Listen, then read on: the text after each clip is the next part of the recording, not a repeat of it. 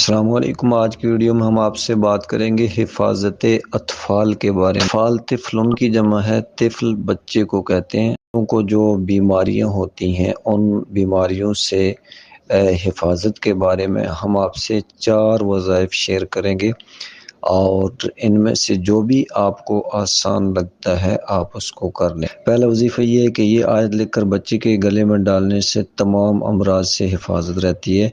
یہ آیت میں پڑھنے لگا ہوں، آپ کے سامنے توجہ سے سنیے گا۔ اعوذ باللہ من الشیطان الرجیم، بسم اللہ الرحمن الرحیم۔ انی توکلت علی اللہ ربی وربکم ما من دابۃ الا هو آخذ بناصیتها ان ربی علی صراط مستقیم۔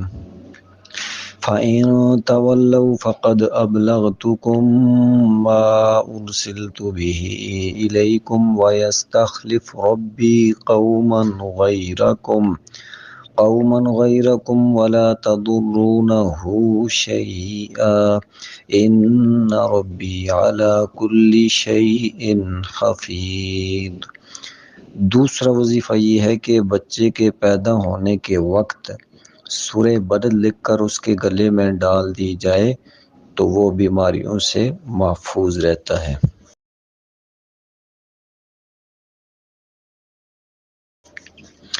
اور تیسرا وظیفہ یہ ہے کہ پیدائش کے وقت سورہ جاسیہ لکھ کر موم جامع کر کے بچے کے گلے میں پہنایا جائے تو آسیب وغیرہ سے حفاظت رہتی ہے۔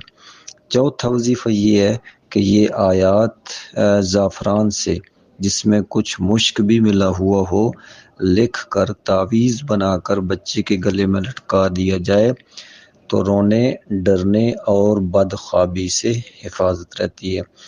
یہ آیت میں آپ کے سامنے پڑھنے لگا ہوں، توجہ سے سنیے گا۔ اعوذ باللہ من الشیطان الرجیم، بسم اللہ الرحمن الرحیم۔ اذ قالت امرأة عمران رب انی نذرت لك ما في بطنی محررا فتقبل منی انك انت السمیع العلیم۔